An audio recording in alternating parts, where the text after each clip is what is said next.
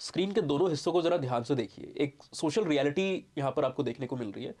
एक तरफ आज से कुछ महीने पहले टी सेलिंग के स्मॉल स्केल के एक छोटे से बिजनेस में इंडल्ज एक इंसान जो आज अच्छे खासा सोशल मीडिया इन्फ्लुएंसर बन चुका है, और दूसरी तरफ एक ट्रेडिशनल जो सोसाइटी के अंदर में तरीका होता है पढ़ाई लिखाई करनी है, 10वीं 12वीं कॉलेज डिग्री या कोर्स, कई बार उसके लिए लोन भी लेना पड़ता है ना, अगर एग्जामिनेशन नहीं क्लियर होते हैं जिस जगह को आप डिज़ायर कर रहे हो। अगर आप एमबीए में एनरोल करना चाहते हो, आप इंजीनियरिंग के अंदर में जाना चाहते हो, आईआईटी आईएम के अंदर में एंट्री लेना चाह रहे हो, जेई नहीं क्रैक हो रहा है, कैट नहीं निकल रहा है, तो यूजुअल वही तरीका है कि आप प्राइवेट कॉलेजेस में जाते हो करियर को आगे बढ़ाने के लिए। कई बार एजुकेशन लोन लेने पड़ते हैं, फीस काफ़ी ज़्यादा होती है, रहने का एक अच्छा खासा खर्चा, और जब प्लेसमेंट भी होती है तो बड़ी बड़ी कंपनियों को भी आप कई बार देखोगे भारत के अंदर में स्टार्टिंग लेवल पर जो प्लेसमेंट के अंदर में सैलरीज है, आप एचसीएल जैसी कंपनीज को देखो, एचसीएल के अलावा टीसीएस, इन्फोसिस, विप्रो, एक एवरेज जो निकल कर के आ रहा है पहले कुछ सालों का, वो 3.5 लाख 4.5 लाख के आसपास आपको देखने को मिलता है, जो रेंज कर सकती है। और वहाँ पर भी कई बार बॉन्ड भी होते हैं, अगर आप उसको एक्सेप्ट कर रहे हो through college placement. Most of the जगहों पर कई बार बॉन्ड्स भी होते हैं कि आप सर्टेन 1 साल तक, 2 साल तक या 3 साल तक, क्योंकि हमारा एजुकेशन सिस्टम कई बार इतना पुख्ता नहीं होता है कि लगता है कई बार जो कॉलेजेस के अंदर से शिक्षा मिली है इंसान को वो पर्याप्त नहीं है और फर्दर ग्रूमिंग ट्रेनिंग की ज़रूरत है। तो एक तरीके से कंपनी आपके ऊपर इन्वेस्ट कर रही है, आपकी ट्रेनिंग के ऊपर इन्वेस्ट कर रही है, और वो ये नहीं चाहेगी कि आपके ऊपर जब वो इन्वेस्ट करे आपको काम सिखाए और आप जब उसके लिए तैयार हो उस रोल के लिए तो फिर आप निकल करके कहीं और दूसरी जगह चले जाओ, है ना। तो इसलिए कई बार ऐसे बॉन्ड्स भी आपको देखने को मिलते हैं। बहरहाल ये पूरी तैयारी के बाद फिर जो कंपनीज होती है उसके मालिक कभी आएंगे, सीईओज, फाउंडर्स, वो सामने आएंगे कई बार और कहेंगे कि आपको हफ्ते में 70 घंटे का काम करना है। इतना तो बनता ही अगर देश को आगे जाना है तो। भले इंसान 70 घंटे के हिसाब से जो पे आउट है, जो एक इनकम होनी चाहिए, वो 70 घंटे के हिसाब से हो ना हो, ठीक है, वो बिलो एवरेज आपको क्यों ना देखने को मिले, बट कहने को है कि 70 घंटे काम करो तो आप देश को आगे ले जाओगे। नतीजा साफ होता है कि जो टेंशन, फ्रस्ट्रेशन, एंजाइटी, डिप्रेशन, तनाव, ये सारी चीज़ें यहाँ पर आपको देखने को मिल रही है। दूसरी तरफ शायद उतनी अच्छी पढ़ाई लिखाई ना रही हो, है ना, एक नॉर्मल सा टी सेलिंग का बिजनेस जो भारत में मूलतः आपको हर एक नुक्कड़ पर, गली पर, चौबारे पर, चौराहे पर देखने को मिल जाएगा। उसके अंदर इंसान गया, मेहनत की, अलग एक अंदाज को अपनाया और अच्छा खासा आज आप देख रहे हो, है ना। कई बार प्राइवेट जेट में आप कभी पिक्चर देख रहे हो, कभी आप लिमोजीन के अंदर में देख रहे हो, कभी रोल्स रॉयस, तो कभी मर्सिडीज, अलग अलग कार, है ना। लाइफस्टाइल पूरी तरीके से बदल गई। कहने का मतलब क्या है, तात्पर्य क्या है, ये जो इमेज का ये तो कंट्रास्टिंग पेयर है आपको एक सोशल इनइक्वालिटी दिखाता है। समाज के अंदर में एक इनइक्वालिटी एग्जिस्ट करती है, ठीक है ना। इनइक्वालिटी क्या है? Degree of disproportionate division of culturally और सोशली और अदरवाइज वैल्यूबल रिसोर्सेज, ठीक है। जो वैल्यूबल रिसोर्सेज है, साधन है, संसाधन है, उनका एक गैर अनुपात में, डिसप्रपोर्शनेट वे में सोसाइटी के अंदर मेंबर्स के बीच में जो डिस्ट्रीब्यूशन है, किसी के पास ज़्यादा, किसी के पास कम, ये आपकी इनइक्वालिटी है। तो सवाल उठता है कि इनइक्वालिटी सोसाइटी में क्यों एग्जिस्ट करती है। अलग अलग थिंकर्स ने अलग अलग ओपिनियंस को यहाँ पर रखा। मार्क्सिस्ट पर्सपेक्टिव है, फेमिनिस्ट पर्सपेक्टिव है, फंक्शनल पर्सपेक्टिव है, स्ट्रक्चरल पर्सपेक्टिव है, बहुत सारे पर्सपेक्टिव है। एक पर्सपेक्टिव ऐसा है जो कि इस इनइक्वालिटी को सही भी ठहराता है। खासकर जो फंक्शनल पर्सपेक्टिव है ह्यूमैनिटीज़ के अंदर में, अलग अलग सब्जेक्ट में आप पढ़ोगे, डिफरेंट थिंकर्स हैं, scholars like Radcliffe Brown, Malinowski, Davis Moore, ठीक है। ये लोग एक तरीके से जस्टिफाई भी करते हैं कि वाई इनइक्वालिटी एक्चुअली एग्जिस्ट। इनके कहने का मतलब है, इनका कहने का ये तात्पर्य है ना, कि सोसाइटी के अंदर में कुछ ऐसे रोल्स होते हैं जो सिग्निफिकेंटली इंपॉर्टेंट होते हैं दूसरे रोल के कंपैरिजन में, एंड दैट इज वाई उन रोल को करने वाले जो लोग हैं उनको आपको ज़्यादा या तो इज्जत देनी पड़ेगी, या तो आपको ज़्यादा पैसा देना पड़ेगा, या तो आपको ज़्यादा ताकत देनी पड़ेगी, है ना। फॉर एग्जाम्पल कोई नेता है तो उसको आप पैसे बहुत ज़्यादा नहीं दे रहे हो। कोई ब्यूरोक्रेट है, कोई सिविल सर्वेंट है, उसकी सैलरी आप देखोगे कई बार टियर 1 सिटीज़ के अंदर में घर चलाने के लायक भी नहीं होती है ना। थैंकफुली गवर्नमेंट कई सारे अलाउंसेस देती है, लेकिन अलाउंसेस को अगर आप काट दो तो अगर आप देखोगे एक ब्यूरोक्रेट, एक सिविल सर्वेंट है, तो एक अच्छी लाइफ जो कंसीडरेबल डिग्री की आज आप कल देखते हो सोशल मीडिया पे लाइफस्टाइल, वो लाइफस्टाइल चलाने के लिए भी कई बार उतना नहीं होता है कि आप फॉरेन ट्रिप पे जा रहे हो, बच्चे अलग अलग बड़े बड़े फॉरेन के यूनिवर्सिटीज़ में पढ़ रहे हैं, तो उन सब के लिए अच्छा खासा एटलीस्ट 10 लाख 12 लाख महीने की तनख्वाह हो इंसान तब उस लाइफस्टाइल को जीता है ना, तो वो नहीं मिल रही है सिविल सर्वेंट्स को, नेताओं को भी नहीं मिल रही। ऑल्दो अलग अलग तरीके होते हैं, हम उसके अंदर में नहीं जाएंगे कि किस तरीक़ों से क्या होता है, कितनी कमाई होती है, पर उसको बेसिकली आप समाज के सामने नहीं दिखाते हो ना। किसी नेता के, किसी सिविल सर्वेंट के, जब आप न्यूज़ पे कभी भी देखते हो कि वो ऐसा एक एक्सपोजर हुआ, इतने रुपए पकड़े गए, इतना यहाँ पर घोटाला पकड़ा गया, तो भी वो पैसे बैकड्रॉप में होते हैं। इंसान पब्लिक के सामने, कैमरे के सामने क्या दिखाता है कि देखो मेरे पास तो कुछ है ही नहीं, मैं तो साधु हूँ, संत हूँ। ऑलराइट, तो मतलब अगर वो है भी तो भी उस लग्जरी का फ़ायदा आप समाज के सामने, कैमरे के सामने नहीं उठाते हो। आपको दबका ही रहना है ना। आप नहीं घूम सकते हो रोल्स रॉयस में, बुगाटी वेरॉन आप नहीं चला रहे हो वहाँ पर। तो क्या कहने का मतलब है कि उनके पास पावर ज़्यादा रहेगी। पैसा नहीं दिया तो पावर दो आप भाई, उनको पावर नहीं तो इज्जत दो आप, इज्जत नहीं तो पैसा दो। तो PPW यानी कि ईदर पावर, ईदर प्रेस्टीज और ईदर वेल्थ, इनमें से तीन में से कोई एक चीज़ आपको ज़्यादा देनी पड़ेगी, क्योंकि कुछ रोल्स ज़्यादा सिग्निफिकेंट हैं, उनके अंदर में ज़्यादा स्किल की ज़रूरत है, और वो सोसाइटी के नज़रिए से अगर आप देखो तो उनकी इंपॉर्टेंस ज़्यादा है, ताकि सोसाइटी सही तरीके से फंक्शन कर सके। तो डेविस मूरे ये जो स्कॉलर हैं जिनका मैंने आपको नाम बताया, डेविस मूरे दो अलग स्कॉलर हैं, ठीक है। साथ में मिलकर के इन्होंने ईयर 1944-45 में एक हाइपोथेसिस को सामने रखा। बेसिकली 45 में इस हाइपोथेसिस को सामने रखा। इंडिविजुअली उससे पहले ये सेम आर्गुमेंट्स को फंक्शनल पर्सपेक्टिव से दे रहे थे। ये जो पर्सपेक्टिव है, कौन सा पर्सपेक्टिव है? सोशियोलॉजी, एंथ्रोपोलॉजी के जो बच्चे हैं वो समझते होंगे, यहाँ पर फंक्शनल पर्सपेक्टिव की बात हो रही है, ठीक है ना। फंक्शनल पर्सपेक्टिव की बात हो रही है।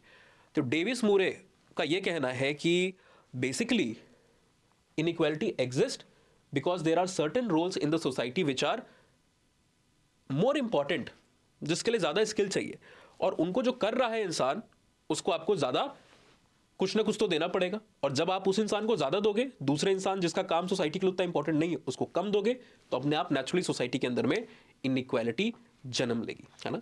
तो ये आर्गुमेंट को आगे प्रोसीड करते हैं, और भी फंक्शनल पर्सपेक्टिव वाले जो स्कॉलर्स हैं कई सारे एग्जांपल्स को साइट करते हैं कि एक फायर फाइटर का जो काम है, जो रोल है, एक फायर फाइटर का जो काम है, जो रोल है, इसमें एक significant level of skill, challenging nature जो इसका है वो वहाँ पर लगता है। तो उसका जो इंसेंटिवाइजेशन है कंपैरेटिवली ज़्यादा आपको देखने को मिलेगा कंपेयर टू अ गार्ड। एक कोई गार्ड अगर बैंक ATM की रक्षा कर रहा है, या फिर अगर कोई एक कैशियर किसी दुकान के, क्या कहते हैं उसको हिंदी में, गल्ला कहते हैं ना, उसको संभाल रहा है। अगर कई बार आप देखते हो लोग हायर करते हैं कि ठीक है मैं 9 बजे 9:30 बजे दुकान पे आऊँगा, हमारी दुकान है, सुबह आकर के तुम इसका दरवाज़ा खोल दिया करो, साफ़ सफाई कर दिया करो, शाम को दरवाज़ा बंद कर दिया करो। दरवाजे से मतलब जो डोर्स होते हैं, जो शटर्स होते हैं, उनको बंद कर दो, लॉक कर दो, और इतने का तुम हमसे जो भी है एक्स अमाउंट वहाँ पर ले लिया करो, ठीक है ना। तो उसका जो पे आउट है, अगर आप देखोगे Tier 2 Tier 3 सिटीज़ के अंदर में, he will hardly gate 3,000 to 6,000 rupees for doing this type of work. कि शुरुआत में आप आओ, दिन के शुरू में सुबह सुबह आ जाओ, साफ़ सफाई करो, स्टॉक को वहाँ पर जहाँ पर भी वो लगाओ, सारी चीज़ों को अरेंज कर दो, ठीक है, दरवाजे वगैरह खोल दो, कुछ कस्टमर आते हैं तो उनको भी अटेंड करो 3-4 घंटे, उसके बाद मैं आ जाता हूँ, तुम जा सकते हो, और बाद में जब दुकान बंद होनी होगी तो तुम वापस से आ जाना, सेम काम उस समय भी 2-3 घंटे उस समय रुक जाओ। तो इंसान 6 से 7 घंटे हो सकता है दे रहा हो, एफर्ट बहुत ज़्यादा नहीं लगी, स्किल नहीं लग रही है, पर समय उसका जा रहा है। उसके बदले में जो कंपनसेशन है वो बेरली 3,000-4,000, बड़ा शहर हो तो सकता है 8-10 हज़ार रुपये मिल जाए। सिमिलर एक गार्ड अगर कोई छोटे मोटे बैंक का अगर चीज़ को वहाँ पर स्क्रूटनी देख रहा है तो उसकी भी पे आउट, इंसेंटिवाइजेशन उतना नहीं होगा कंपेयर टू पर्सन जहाँ पर एक ज़्यादा स्किलफुल रोल की डिमांड आपको देखने को मिल रही है ना। फॉर एग्जांपल डॉक्टर को अगर आप देखो, सोसाइटी के लिए काफ़ी इंपॉर्टेंट काम है, तो डॉक्टर का जो पे आउट होगा वो फायर फाइटर का वहाँ पर नहीं होगा। लाइफ सेव कर रहा है भाई, दोनों लाइफ को सेव कर रहे हैं, है ना, पर डॉक्टर एक ज़्यादा रेगुलर बेसिस पे कर रहा है, ज़्यादा सीरियस चैलेंजिंग सिचुएशन के अंदर में कर रहा है। फायर फाइटर का वर्क कम ट्रेनिंग के साथ एक नॉर्मल इंसान भी, छोटी मोटी अगर फायर लगी है तो उसको पता है कि हाँ ये चीज़ मेजर्स करना है, इससे आग को रोक सकते हैं। जो फायर फाइटर उसके पास थोड़ी सी ट्रेनिंग है, वो ट्रेनिंग देके एक नॉर्मल इंसान को भी कुछ महीनों के अंदर में ट्रेन किया जा सकता है। पर डॉक्टर बन करके जान को बचाना, जब आप डॉक्टर बन के जान को बचा रहे हो किसी के, तो वो ऐसा नहीं कि मैं सड़क से उठाकर किसी को भी उठाऊं XYZ को और कहूँ चलो तुम्हें 4 महीने की ट्रेनिंग दे रहा हूँ, तुम डॉक्टर बन गए, तुम कल से न्यूरो सर्जन हो, जाकर के सर्जरी करो। ऐसा हो सकता है क्या? नहीं हो सकता है ना। तो लंबा टेन्योर है, इंसान पहले तैयारी कर रहा है एंट्रेंस लेवल की, मिनिमम साल भर तैयारी करेगा, मैक्सिमम 4-4 साल बच्चे तैयारी करते हैं नीट एग्जामिनेशन की। फिर उसके बाद वो UG के कोर्स को परस्यू करेगा, एग्जामिनेशन क्लियर करेगा, पीजी के कोर्स को परस्यू करेगा, कुछ इंटर्नशिप और जो रेसिडेंट डॉक्टर के तौर पे वो काम करेगा, और फर्दर उसका जब करियर प्रोग्रेस करेगा तब जाकर के कहीं वो ऐसे इंपॉर्टेंट जहाँ पर लाइफ सेविंग सिचुएशंस है उसको वो हैंडल कर रहा होगा, ठीक है ना। लाइफ सेविंग जो सिचुएशंस है उनको वहाँ पर हैंडल कर रहा होगा। तो कितना लगभग बैकड्रॉप में 15-20 साल का काम चल रहा है। शुरुआत से आप देखो पोस्ट +2 से लेकर के वो जो मौका आएगा, ये 15 से 20 साल का पूरा लंबा समय है। तो ज़्यादा समय लगा, ज़्यादा एफर्ट्स लगे, ज़्यादा स्किल है, ज़्यादा नॉलेज है, ज़्यादा ज्ञान है, तो सोसाइटी को क्या करना होगा, ज़्यादा कंपनसेट करना होगा भाई, ताकि वो अपना रोल प्ले करे। तो डेविस मूरे का ये आर्गूमेंट था। पर एक स्कॉलर बाद के समय में आते हैं, है ना, मेलविन टमिन एक स्कॉलर है जो कि 1950s में, प्रिसाइजली 1956 के अंदर में एक बुक इनकी पब्लिश होती है, प्रिंसिपल ऑफ स्ट्रैटिफिकेशन, ठीक है ना। एक क्रिटिकल असेसमेंट वहाँ पर ये देते हैं। ये कहते हैं कि मैं डिसएग्री करता हूँ डेविस मूरे हाइपोथेसिस से। ये क्रिटिसाइज करते हैं, ये basically criticised what, Davis Moore hypothesis. इसको इन्होंने क्रिटिसाइज कर दिया, है ना। इन्होंने कहा कि ऐसा जरूरी नहीं है, जो फंक्शनल पर्सपेक्टिव आप दे रहे हो, और इसके कई सारे एक्सेप्शंस बताए इन्होंने। कहे कि आपको लग रहा है कि एक डॉक्टर या फिर एक डिफेंस पर्सनल जो है, जो सरहद पे देश के लिए लड़ रहा है ना, वो भी तो लोगों की जानें बचाने के लिए वहां पर खड़ा है, ऑलराइट। या कोई एक पुलिसमैन जो है, खासकर जितना नीचे आप हो इसमें, उतनी आपकी लाइफ और ज़्यादा परेशान है। कहने को तो है कि भाई जिम्मेदारियां आपके पर ऊपर जाओगे जैसे ऐसे तो जिम्मेदारियां हैं, है ना, पर ऊपर जाओगे तो आपका फिजिकल जो एक्सर्शन है वो कम होता जाएगा, है ना। एक ट्रैफिक पुलिस को आप देखिए, बारिश हो रही है कहीं पे, धूप है 42 डिग्री की, कहीं पे सर्दी है, बर्फ गिर रहा है, जो भी है वो वहां पर खड़ा है। कांस्टेबल को आप देखिए, तो क्या क्या इन लोग को वहां पर देखना पड़ रहा है, सहना पड़ रहा है। कंपनसेशन को आप देखिए, इंसेंटिवाइजेशन को देखिए, कितना वहां पर मिल रहा है ना। तो उन्होंने कहा कि आपको, आप कह रहे हो कि डॉक्टर का काम बड़ा है, डिफेंस आपके हिसाब से देखें तो डिफेंस जो पर्सनल है, आर्मी में है, नेवी में, इनका काम बड़ा है, तो इनको तो ज़्यादा मिलना चाहिए। फिर अचानक से आप देखोगे सोसाइटी में कोई ये डॉली चाय वाला एक एक अपीयरेंस के ना जाने कितने 5 लाख, 10 लाख रुपए, 15 लाख रुपए ले रहा होगा, ठीक है ना। कई बार सिंगर्स होते हैं, कई सिंगर्स को आप देखोगे, हो सकता है पढ़ाई ना रही हो, तालीम उतनी ना रही हो, गाने के अंदर में चले गए होंगे, रियाज करना छोटी उम्र से लोग सीखने के लिए चले जाते हैं, तो पढ़ाई उतनी ना रही हो, लोगों की जान नहीं बच रही है, सोसाइटी के लिए कोई ऐसा काम नहीं कर रहे हैं जो कि बहुत ही वाइटल हो। एंटरटेनमेंट का काम है, ज़रूरी है, मज़ा आता है, अच्छा लगता है सबको, पिक्चरें देखना, गाने सुनना, नाच गाना, ये सब देखना, पर उससे ऐसा नहीं कि सोसाइटी उसके बिना चलेगी नहीं। सोसाइटी के सर्वाइवल के लिए ज़रूरी ऐसा नहीं है। पर फिर भी फॉर एग्जाम्पल आप देखोगे कि कोई रैपर जो गाना गा रहा है, या कोई आर्टिस्ट जब गाने गा रहा है, 1.5 घंटे की उसकी परफॉर्मेंस है, 10-15 गाने उसको गाने हैं, सारी फैसिलिटीज़, बिजनेस क्लास में उसकी फ़्लाइट बुक की गई, उसका स्टे 5 स्टार 7 स्टार होटल के अंदर में रखा गया, 10 आदमी उसके पीछे लगाए गए, सिक्योरिटी दी गई, ठीक है, तो उसके लिए भी एक अटेंडेंट वहाँ पर रख दिया गया कि भाई तुरंत देखना तुम अगर कुछ हो सर। ये सारी सुविधाएं उसके बाद भी 20-25 लाख रुपए उसको वहाँ पर पे दिए जाएंगे, या फिर शेयरिंग दी जाएगी, भैया चलो 50 लाख यहाँ पर 60 लाख रेवेन्यू आ रहा है, इसमें से 70% तुम्हारा, 30% हम रखेंगे, ऑर्गेनाइजर्स रखेंगे, है ना। एक्टर्स को आप देखो, कोई एक्टर्स 8वीं तक पढ़ा है, 10वीं तक पढ़ा है, 12वीं तक पढ़ा है, वो भी एंटरटेनमेंट के काम में पिक्चर कर रहा है, पिक्चर से पैसे रेन्यूमरेशन 350 करोड़ उठा के ले जा रहा है, ऑलराइट। इज्जत भी ज़्यादा वहाँ पर मिल रही है। अब लोगों को देश के गृह सचिव का नाम नहीं पता होगा, होम सेक्रेटरी कौन है, आते रहते हैं, बदलेंगे, लोग को नहीं पता होता है 10 साल पहले कौन था, अभी कौन है, 10 साल बाद कौन रहेगा। इतनी तैयारी की, इतना आगे जाकर के एक सिविल सर्वेंट गृह सचिव बनेगा, होम सेक्रेटरी बनेगा, नहीं पता लोगों को, ठीक है। आप पूछो कि राजपाल यादव जी कौन है, सभी को पता है, डॉली चाय वाला लगभग सभी जानते हैं। तो पैसे तो हैं, मनी तो है, वेल्थ तो है, साथ ही साथ प्रेस्टीज भी वहां पर मिल रही है, फेम मिल रहा है, नाम मिल रहा है, वो भी ज़्यादा है, पॉपुलैरिटी भी ज़्यादा आपको देखने को मिल रही है ना। तो उन्होंने क्वेश्चन किया कि अगर आपके हिसाब से समाज के अंदर में जो रोल ज़्यादा इंपॉर्टेंट है, डेविस मूरे के यही कहा था ना कि समाज में जो रोल ज़्यादा ज़रूरी है, इन्होंने कहा अगर ऐसा होता तो डॉक्टर की या एक सिविल सर्वेंट की जो इंसेंटिवाइजेशन है, उसको जहाँ पर रखा जा रहा है, उसको जो ट्रीटमेंट मिल रहा है, जो पैसे मिल रहे हैं, जो इज्जत मिल रही है, पावर मिल रही है, वो ज़्यादा होती है as compare to these cases that you see, है ना। पर एक म्यूजिशियन, एक बास्केटबॉल जो प्लेयर है, हो सकता है उसकी शिक्षा उतनी ज़्यादा ना हो, समाज के लिए कोई सर्वाइवल के लिए इंपॉर्टेंट रोल को ना प्ले कर रहा हो, बट पेमेंट को आप देखो, है ना। सो ये चीज़ का कि इन्होंने किया, और उन्होंने ये भी कहा कि basically Davis Moore hypothesis fails to explore the different type of inequalities that exist. ये रेशियल इनइक्वालिटीज़ की बात नहीं करता है, ये जेंडर इक्वालिटीज़ की बात नहीं करता है, बहुत सारे लेवल पर ये इनइक्वालिटीज़ को एड्रेस नहीं कर रहा होता है। तो एक प्रॉब्लम भी इन्होंने बताया, और इन्होंने ये भी कहा कि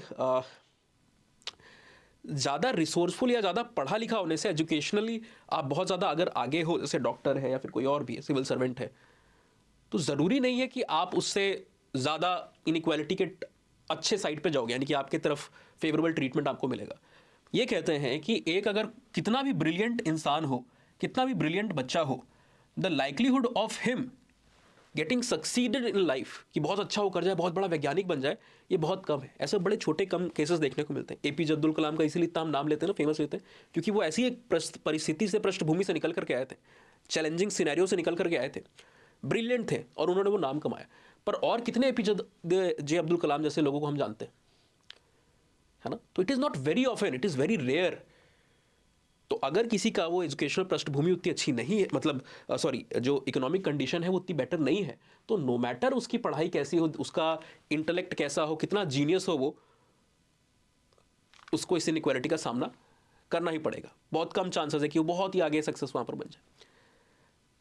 ऑलराइट, सो इन्होंने यह आर्गुमेंट को दिया, लेकिन इसको भी क्रिटिक किया गया कि सोशल वेलफेयर के मैकेनिज्म जिन सोसाइटीज़ के अंदर में एग्जिस्ट करते हैं, तो अगर आप बहुत अच्छे पायदान पे सोसाइटी में नहीं हो और आप हो बहुत ब्रिलियंट, तो आपने एग्जामिनेशन को क्रैक किया, for example economically weaker section के लिए कई सारे जो मार्जिनलाइज कम्युनिटीज़ हैं, आप देखोगे अलग अलग लेवल पर सुविधाएं दी गई, रिजर्वेशन भी वहाँ पर कई बार दिए जाते हैं। फॉर्म्स के जो प्राइजेस को देखोगे ना, जो फॉर्म की फ़ी होती है फॉर्म भरने की, वो भी वहाँ पर कैटेगरी के हिसाब से मार्जिनलाइज कम्युनिटीज़ के लिए कम वहाँ पर कई बार रखी जाती है। EWS के लिए हालांकि हर कई जगह पर नहीं रखी जाती है, बराबर ही रखी जाती है, जनरल के एक जैसी ही रखी जाती है, बाकियों के लिए भले फिर भी वहाँ पर कम रखी जाएगी। तो क्या होगा कि जब आप ऐसा मौका दे रहे हो कि आपने 500 रुपये का, 300 रुपये का, 50 रुपये का, 1000 या 1500 रुपये की फ़ी फॉर्म को वहाँ पर भरा, आपने पढ़ाई की, मेहनत की, आप बहुत ब्रिलियंट थे, जीनियस थे, आपने एग्जामिनेशन को क्रैक किया, और आपने क्रैक किया तो आपने अपने आगे की 4 जनरेशन 5 जनरेशन को वहाँ पर सुधार दिया। तो दोनों की बात में थोड़ी बहुत सच्चाई भी है, और दोनों की बात की कुछ कमियां या क्रिटिसिज्म को भी यहाँ पर हाईलाइट किया जा सकता है। ऑलराइट, सो इट इज़ दोनों के जो वर्क है डिबेटेबल है, बट एक फंक्शनल पर्सपेक्टिव को यहाँ पर उजागर करते हैं, जिससे हम इनइक्वालिटीज़ को ज़्यादा बेहतर तरीके से समझ सकते हैं। आई होप लेक्चर से आपको कुछ इंपॉर्टेंट पॉइंट्स यहाँ पर समझ में आए होंगे।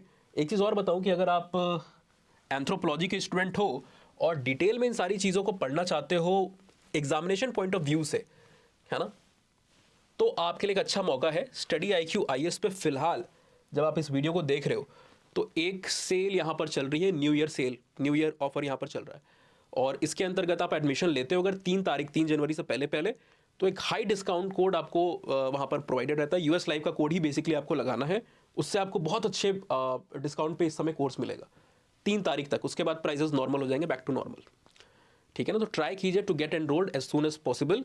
लाइव क्लास है, 1.5 साल का रिकॉर्डेड लेक्चर आपको मिलता है, ताकि बीच में कहीं छूट जाए किसी वजह से, कोई रिस्पॉन्सिबिलिटी आ गई, कई बार जॉब चेंज होती है, बैक लग गई, कुछ भी अनसर्टेनिटी हुई, हमें नहीं पता आगे क्या रखा है लाइफ में, तो कुछ भी ऐसे दिक्कत होती है तो आपको वापस से फ़ी नहीं पे करनी पड़ती है, 1.5 साल तक वैलिडिटी रहती है, आराम से आप देखते रहोगे लेक्चर को, ठीक है ना, रिकॉर्डेड के अंदर में।